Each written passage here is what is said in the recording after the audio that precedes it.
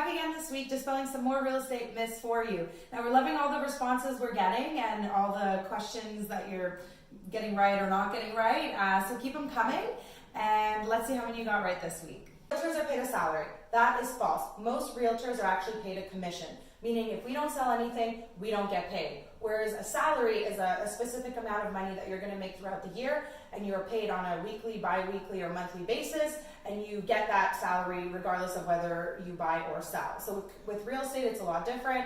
We don't sell anything, we don't get paid. Now, how it kind of overview how it works, when we're representing the seller and the seller sells their property with us, and once they actually close on it, meaning they're moving out and the deal is done, that's when us realtors get paid. Now on the buying side, if our buyer buys a property and closes on it, meaning they get the keys to the property, only then after that do we get paid as realtors. The realtor gets to keep all the commission. Now, although I wish that was true, unfortunately it is false, as our commission is divvied up among different things, which we're going to talk about.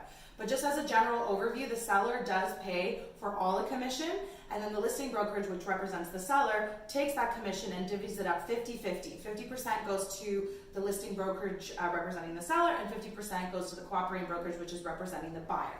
Now, to further show you the breakdown, we have this beautiful pie chart that Valeria drew for us to help you understand a little bit better. Now, first we're going to be talking about the seller representation side, which is the agent representing the seller.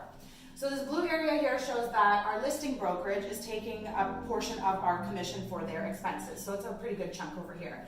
Next we move on to is marketing and advertising. Obviously we're spending money to advertise and market your listing. So that's going to cost us.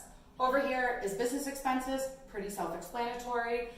Over here, which is also another big chunk of the pie, our favorite is Canada Revenue Agency, taxes. They're taking a good chunk of our commission. And then here in the yellow is what's left for us to actually take home and put in our pockets and pay our mortgages and all those fun things that we do this for. Now let's flip over to the other side of the circle and talk about the buyer representation, which is the buying agent and what they're taking home. Now it's pretty similar to the selling agent, but there are like a couple of differences. So let's go through them again. So over here, like before, the buyer brokerage is taking their split, whatever split they have with the buyer agent, they're taking a portion of that.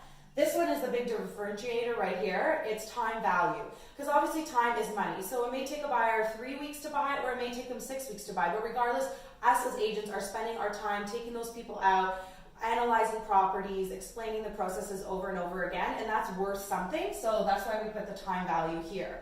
Over here we got again our business expenses. Here again our favorite, Canada Revenue Agency, is taking a good portion of that. And here, as you can see, is our take-home pay, which is a little bit smaller than the listing side because of that whole time value factor. Realtors' gas, mileage, and other transportation costs are reimbursed. Although I wish that was true and someone would give me my money back for all that money spent, unfortunately that is false.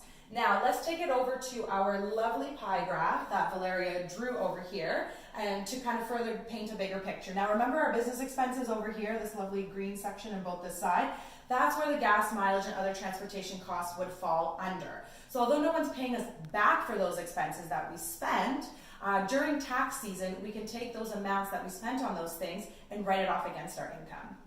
Remember, we're doing these for you, so if you have any questions or want us to elaborate on anything that we talked about today, make sure to send us an email or a DM.